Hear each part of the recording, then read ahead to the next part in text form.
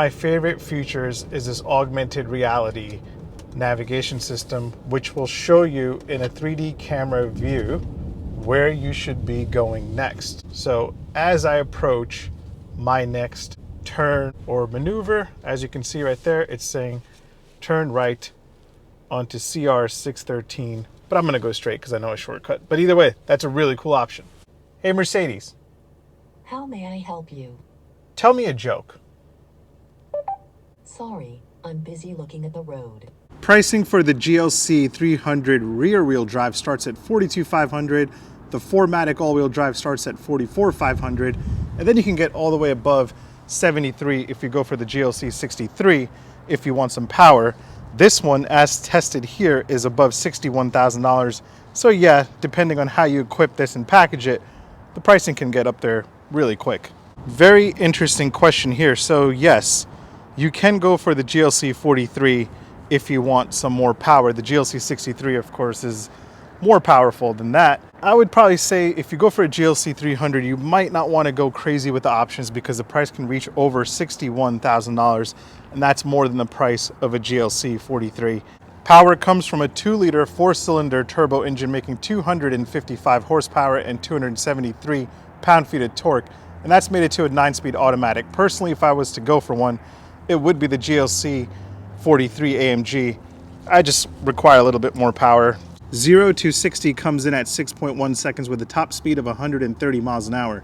Obviously, people shopping in this segment don't really care about 0 to 60 or top speed figures, but just for those that do, that's the numbers. They're not bad, pretty impressive, pretty in line with the rest of the segment available here. This segment is loaded with options. So you have the Acura RDX, Audi Q5, Alfa Romeo Stelvio, BMW X3, Cadillac XT5, Infiniti QX50, Lexus NX, Porsche Macan, Volvo XC60. But yes, the GLC 300 is one of my favorite. It's in my top 5 along with the Acura RDX, along with the BMW X3, Audi Q5, and the Volvo XC60. This is a great option. Fuel economy for the GLC 300 4MATIC comes in at 21 city, 28 highway. You have a 17.4 gallon tank capacity. Over the course of 4 days of me driving this, I am averaging 22.6 miles a gallon. I'm gonna be honest with you, I really wasn't a fan of the last GLC, but the 2020 model year looks way more grown up, very handsome. I love the redesign here. They did a great job. I love the fact that they've balanced elegance, luxury, with a little sense of athleticism and sportiness to it. So it is one of the best looking cars in this segment, in my opinion. You can obviously have your own opinion and totally disagree with me. I love the rear end. Picking a color for your GLC can get very expensive. The only colors that don't cost anything are black and white, just the plain colors. The color seen here is called Iridium Silver. I hope I'm saying that right, but it costs $720. And then you have the Designo colors. I know that's not how you say Designo, but that's how I like to say it. It can go all the way up to $2,020. So if you want an exclusive paint job on your GLC, get ready and save up $2,020. If you go for the $800 LED lighting package, you get these beautiful LED headlamps with daytime running lights, and the daytime running lights turn into the indicators when they're turned on. The easiest way to tell a new GLC apart from the old GLC is to just look at the taillights. I love the taillight design. Looks really, really nice. And that's the tail lamps with the indicators turned on. To pop the trunk on the 2020 GLC, just walk up, hit that button, and it opens up to 19.4 cubic feet with the rear seats in user position. Quite a lot of bit of space. I like it. And then you can lay this second row down with a mechanical release button like that. And then you have 56.5 cubic feet of space to load anything you want. And then to close it or lock the car, you just hit that right there. And it's closed. The interior of the GLC is where you will notice most of the upgrades and changes. There's new tech, it's very comfortable. I love the fact that Benz is always about luxury, precision, and quality, and that's definitely apparent in the new GLC design here for the 2020 model year. Now, the reason I'm not saying the first part of this brand's amazing name is because every time I do, there's some new tech in here that becomes activated. Let me give you a quick example. Mercedes-Benz. would you like to do next? For an extra $750, you can get a 12.3-inch digital gauge cluster display as seen here, and it's controlled through this button, this section of the steering wheel here. So really quick, the coolest thing is the right side of this area. You can circle through different options, different screen options to show you various information. I like to keep it on navigation or G-force. And then in the center, you can circle through a bunch of different things here: service, assistance, trip, navigation, radio, media, phone, the heads-up display configurations, and then your design. When it comes to design, you have sport, classic. I was in sport, that's classic. And that's progressive. I like sport the best. You can change drive modes from here, and your choices include Eco, which is boring as always, Comfort, very nice, Sport, just a little sporty, Sport Plus when you really want to go crazy, and Individual when you want to customize everything the way you want it to be. The coolest thing about the 2020 GLC is the new MBUX infotainment system, which is standard. And that's completely insane because the system is amazing. The coolest thing is also that there's 4 ways to control it. You can control it through the steering here. So I can just circle through all the options, or I can use the touchpad here. I can also touch the actual screen, or I can say, hey, Mercedes-Benz.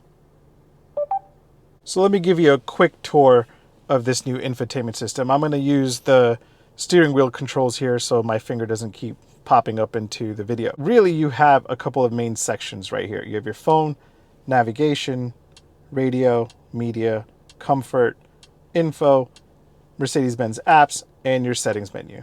Those are the best ways to control it. Every time I say Mercedes-Benz, she activates. So now she's listening to me. What can I do for you? Nothing. Cancel. Okay, so you can never say the word that begins with M in this car. Anyway, in comfort, you can switch through ambient lighting. Info gives you car info stuff. Performance monitor, your fuel consumption. Your owner's manual also lives right here. Basically, those are the main sections of the screens to circle through. And then you have themes that you can pick from that are preset. So you have trip, experience, efficiency, lounge, standard. Here are some of the things you can ask your personal assistant. For example, hey Mercedes, How may I help you? turn on my heated seats. I'm switching on the seat heating. But the coolest thing is she recognizes from what side of the car I'm saying it from. So I said that from the driver's side. I'm going to lean over to the passenger side and say it from there. Hey Mercedes, How may I help you? turn on my heated seats. I'm switching on the seat heating. Pretty cool. Now, a couple of other things. Hey Mercedes, How may I help you? what's the weather like tomorrow? There will be partly cloudy skies with a high of 50 degrees and a low of 32 degrees in the current location tomorrow. Nice.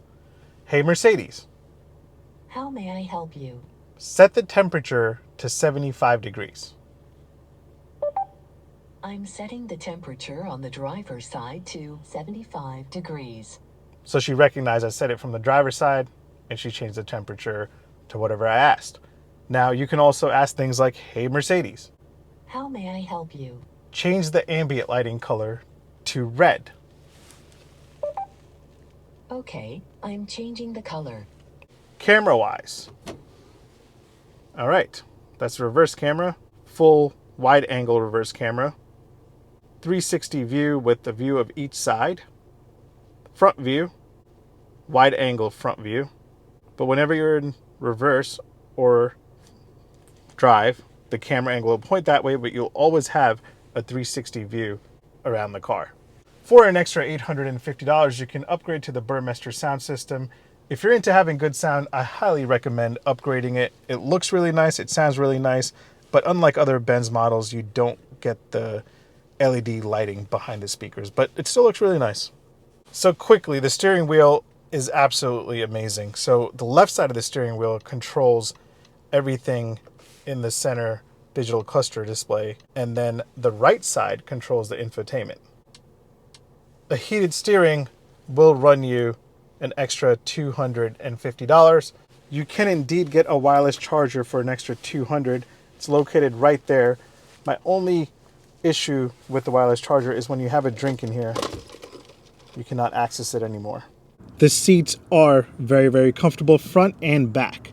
The seat you see here, the color is AMG Cranberry Red. This is the AMG Cranberry Red leather option, which is $1,620. You can get the same color in the MB Tex texture, which is kind of like pleather. You can get that for free. And then you can have a Designo Napa leather option for $3,800. And yes, that is crazy expensive. So get this, heated front seats are standard on the GLC 300 for the 2020 model year. If you want cooled seats, you're gonna have to pay an additional $450. And if you want your rear passengers to be comfortable and give them heated seats, you're gonna have to pay an extra $580. Rear passengers get 37.3 inches of legroom. Let's hop in. I'm 6 foot tall. That's my seating position. And I have this much space. This one has tri-zone climate control, so I get my own climate control back here. And again, I have heated seats for an additional $580, but it's a comfortable place to be. Not bad at all. You got a nice sky roof kind of thing going on here, so it's nice. Door open and close sound on the 2020 GLC. From the outside and the inside. Pretty solid. Here's how the horn sounds in the GLC 300. Pretty nice. So now that I've answered all of your questions about the Mercedes-Benz GLC, I think it's my turn to give you my opinion on this car. I said Mercedes-Benz and MBUX didn't freak out. Awesome.